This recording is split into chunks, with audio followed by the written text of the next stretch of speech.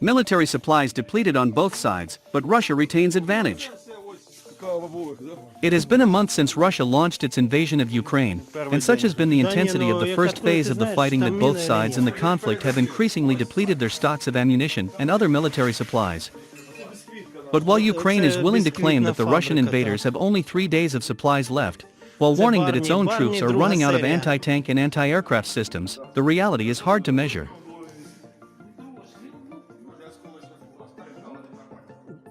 Resupply issues are hard to gauge, as both sides are keeping that information close to their chest due to operational security concerns, said Nick Reynolds, a land warfare specialist with the Rusi think tank. For Ukraine, there is a particular concern that it is running short on the Western-supplied weapons that have helped it knock out Russian tanks and planes.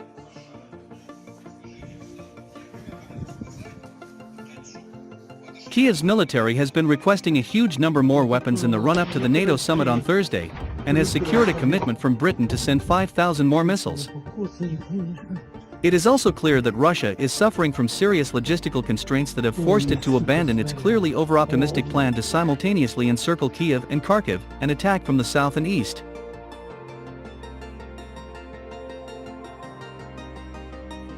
Western officials believe it has lost the ability to fight an offensive on multiple axes, partly because of resupply issues, but also because of the casualties it has sustained, somewhere between 7,000 and 10,000, and it is now simply focusing on trying to capture Mariupol with a brutal and long-running bombardment.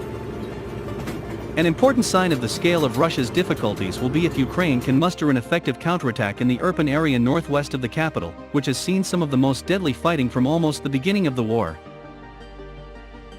If the early reports of a Ukrainian counteroffensive in the Irpin area prove accurate, this will be a key indicator that Russian supply problems along the Kiev axis of advance have not been rectified, though casualties, low morale and poor operational coordination will also have played a role, Reynolds said. The prevailing view, however, remains that the advantage sits with the aggressor. Russia retains, in overall terms, significant material and personnel reserves that it can draw upon, said one Western source, speaking on condition of anonymity. But the supply lines are complicated for some of the invading forces, particularly those from Russia's far-off easternmost districts. Ukraine's problem is more serious. The country's arms industry was already far smaller than Russia's, and many of its industrial areas in the east have been heavily damaged by the war. It is long-term damage which, judging by the scant regard Moscow has shown for civilian casualties, was probably partly deliberate.